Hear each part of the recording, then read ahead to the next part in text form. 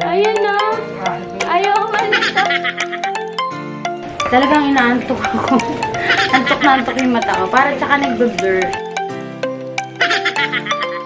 Ang gusto ko kasi i-share is like yung paano ba yung time management, home organization sa bahay.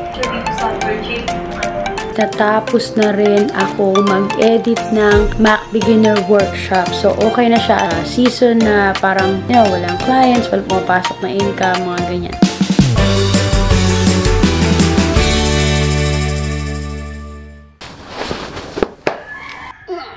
Kettlebell, pang weight. Bimpo. Madulas na basahan, pang slide. Yun, yung aking yoga ball. And water bottle. Pauntog kayo, ha?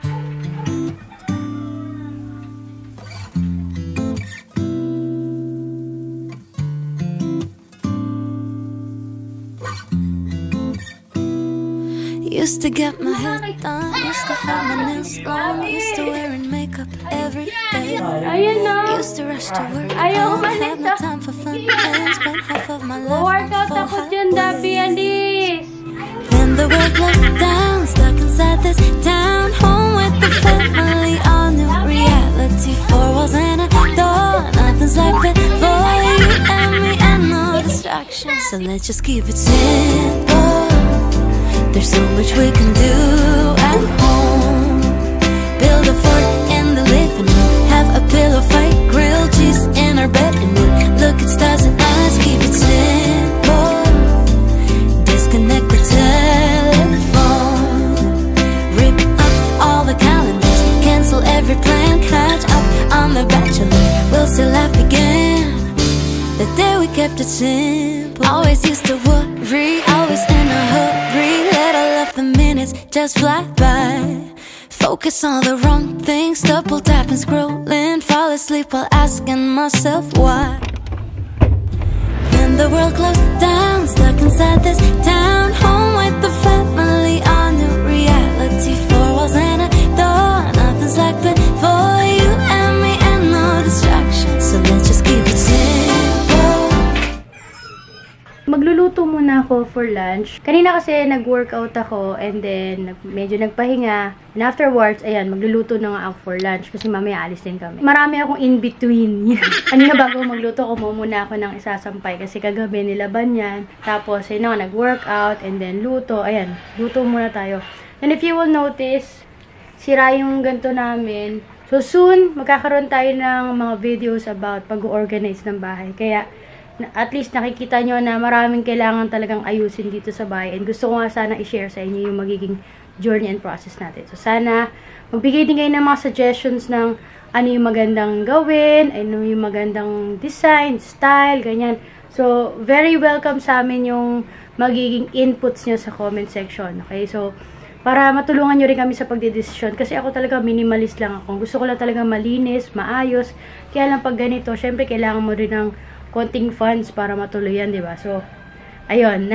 Basta tingnan natin kung paano natin magagawa niyan ng paraan, magiging posible ang lahat. Kasi tagal na nito hindi naayos.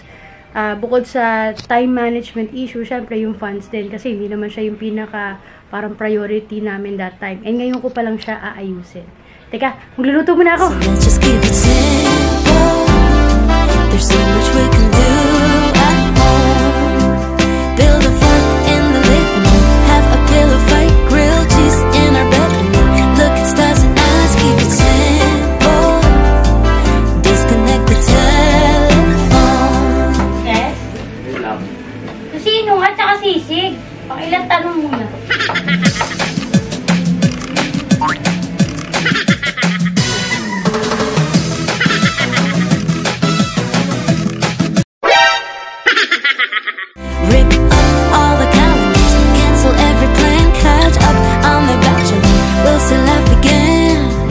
The day we kept it simple. Ano nga to? Ito yung mga kinrap mo na, ano, na... Pastillas. Buntot ng pastillas. Oo. Ito daw, oh.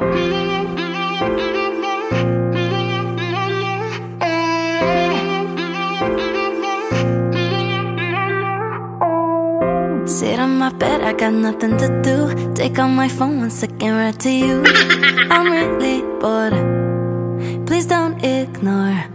Started as fun, now I randomly know you love rainy days and you still live at home. It's cool to see you're real with me. Oh no, we've never met and things like this never last, but every time you text back I can't help but reply with hearts in my eyes. 'Cause I think I really like you but I never say it straight to your face.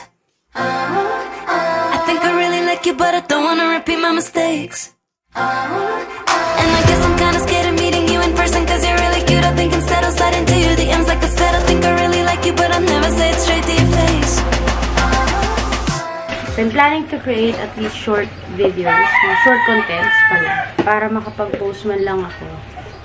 Kaya lang, ayun na nga, as you can see, daming gawain. So every time I will go to my laptop, try to edit videos, o kahit sa phone. Pag sa phone kasi, pagka lagi, kunwari, nakababad ako sa phone para mag-edit, talagang inaantok ako. Antok na antok yung mata ko. Para tsaka nagbe-blur. So, I think nung sinearch ko sa Google, parang eye strain. Pag naman sa laptop, meron ako ibang mga nakikitang gagawin din. So, parang kailangan laanan mo talaga ng panahon. Dapat intentional talaga yung para magawa mo siya. So, alam nyo na, pag home base mo kasi maraming kailangan unahin, gawin, asikasuhin. Especially yung mga gawain ba. So, like now, unahin ko muna to.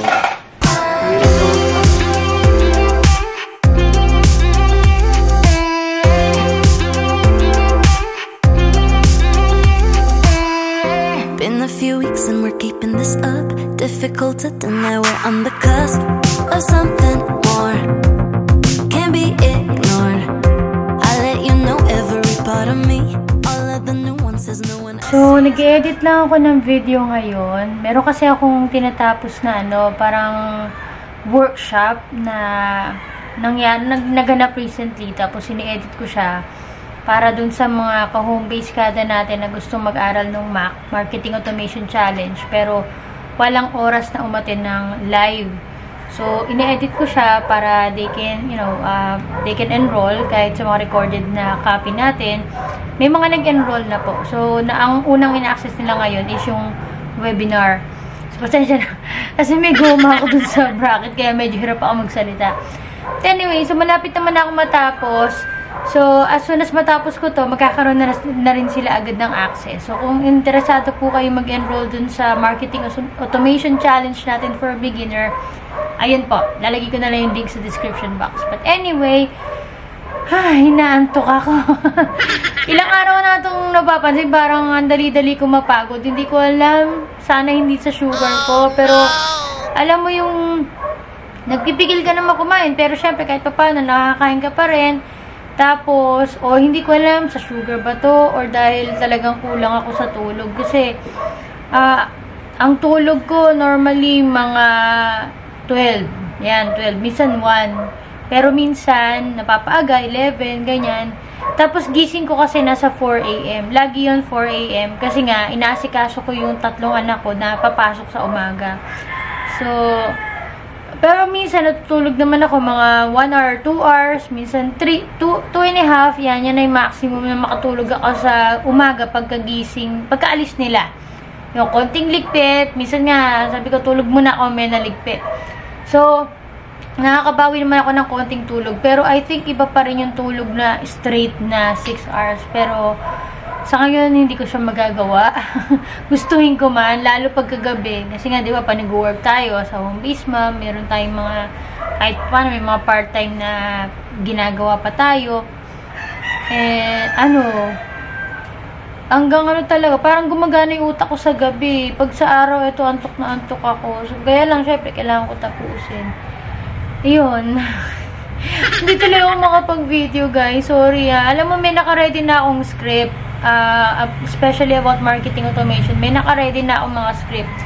Kaya lang yung energy ko kasi hindi ko alam kung paano ko gagawin. Sa ngayon nga nakakapag-create na ako ng mga paunti-unti mga short videos kasi I'm trying to build my momentum. Pero hanggang doon pa lang yung nagagawa ko. Gusto kong, nakasetup na talaga yung background ko, yung mic ko, lahat. Yung energy ko na lang ang kulang. Kailangan ko. So, I need some motivation, guys. Help me, help me. And also, yun na nga, pero one day, uupuan ko talaga yan, isang pasada, para ma-share ko talaga sa inyo, kasi pinaghandaan ko talaga yung topic na yun. And, ano pa ba? Tingnan nyo, laki na nga ng eye bags ko eh. Pero natutulog ako guys, hindi lang talaga gumagaling yung eye bags ko, parang nandyan na siya. So, sana huwag kayo masyadong mabother. Ako nababother ako. Ayan, update lang muna sa skincare ko, ayan. Yan. May mga pimple marks pa. Sa ngayon, hindi ko muna... kumbaga, oo, nakikita ko siya. Pero masaya na ako ngayon, kahit papano. Kasi, kumbaga, masaya ako. Kasi, nung nakita nyo ko, napanood nyo yung video ko nung sa Palawan, dami ko talagang pimples. Kasi, since March to 2023, na gano'n na ako, nag-start na ako mag-retinol. And nakailang times na ako nagpalit-palit. Yung ginagamit ko ngayon, yun yung nakagaling.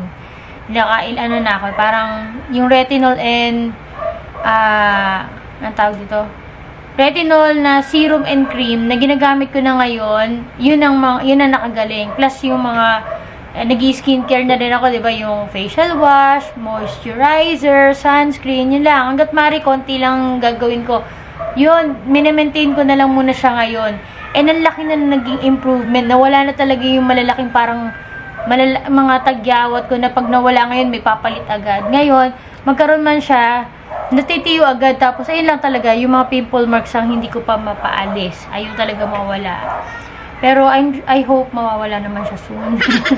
Kung mapapansin nyo, nag-i-start na rin ako mag-post ng mga, ng mga parang somehow daily vlog, ganyan. Kasi gusto ko talaga na ma-share din sa inyo yung other side of being a home-based mom, na hindi lang siya about freelancing. And ito yung totoong buhay ko, or totoong buhay ng karamihan sa mga home-based mom na nakakausap ko.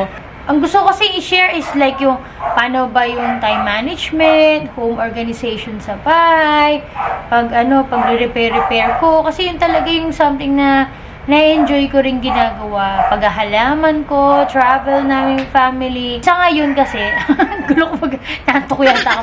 Basta, sa ngayon ang gusto ko muna i-share sa inyo is yung, at least yung mga pag-organize ko sa bahay. Lalo na may mga plano nga kaming pag-aayos, pagre-repair ng aming bahay. Kunwari, yung lababo namin, yung kitchen, yung banyo, yung sala, ganyan. Gusto ko sanang i-share yun sa inyo. Yung magiging journey and process ko as a home-based mom, paano ko ini-enjoy yung life ko, yung buhay namin, paano namin siya ginagawa in a home-based way, ganyan. So, sana supportahan nyo rin po, but of course, your comments and feedbacks will be highly appreciated, especially kung may mga suggestions pa po kayo na gusto nyo i-cover natin dito sa ating channel. Okay? Ayun. Sige, tapusin ko lang muna to hanggat may energy pa ako, guys. Mapapansin nyo, ayan, ang dami kong sando na ganito. Home-based kada. Ito kasi kumbaga, nilaunch ko to last year.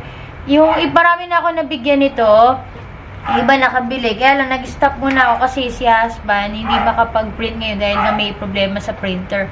Pero, napaka-komportable nito. Kung mapapansin nyo, halos lahat ng sando ko, certified home-based kada. Parang sinusuot ko siya. Ayan. Hindi ko na siya naibigay sa iba. Kasi gusto-gusto ko nga. Tapos minsan nga, parang, minsan may interview ako, suot ko ganito. Yung sa client, ganito lang din ako. Ayan, certified home-based kada. Soon siguro, mag-iiba rin ako ng design or mag-optimize pa tayo ng design. So, may ang daming mga plano-plano, pero I hope matupad. Ito, share ko yan sa inyo. Ayan, so nag-edit tayo ngayon. Tapos, ito, nakaharap yung aking dream board. Sa totoo lang, guys, meron din akong topic na gusto ko sana i-discuss yung vision board and dream board. Meron akong nakalatag na guides and scripts about that. Pero hindi ko pa siya nagagawa, guys. Natambakan na talaga ako ng videos. So, one at a time, tatapusin ko muna to kasi syempre may mga students ako na nag-aantay for marketing automation. And then, I'm claiming na matatapos ko talaga lahat ng mga pinaplano ko. And yung mga videos to edit ko. Hindi ko kasi maipasa sa iba agad yung pag-edit ng videos. Kasi syempre, kailangan ko muna i-review ulit. At pag ni-review ko, kailangan ko upuan. Ayan, dumating ko yung anak ko. Anyway, so sige, update na lang ako ulit, ha? I read then type. I know we've never met and things like this never last, but every time you text back, I can't help but reply with hearts in my eyes. God, I think I really like you. Dito sa Virgins, kung ano, kaya inano ko lang din. Tapos, pagka nakapasok na sila sa mga ticker na ano, napapasok sila sa automation, ito yung magtatanggap nila. I think I really like you, but I never say it straight to your face. So, just an update guys, natapos na rin ako mag-edit ng Mac Beginner Workshop. So, okay na siya. As in, may mga nag-enroll na nung kahit hindi pa ako tapos. So, ngayon na talagang tapos na siya, okay na. Ayun, pwede nang tuloy-tuloy na may mag-enroll para maka-aral na kayo, makasimula na kayong i-build yung confidence nyo in using and offering marketing automation as a skill or service sa mga clients or even sa sarili mong business. So, ganun. Okay na siya.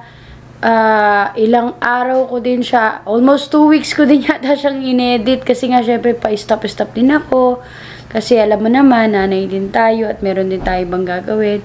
So, mapapansin nyo naman siguro sa eyebags ko yun, di ba? And hindi ba ako naliligo? Okay, yung maliligo muna ako. So, after ko matapos, I decided, wala muna ako ibang gagawin. Mapapahinga muna ako sandali. And makakapag-start na rin ako. Sa mga susunod na araw, makakapag-start na rin tayong mag-edit na ibang videos naman na gagawin natin for YouTube. Ayan.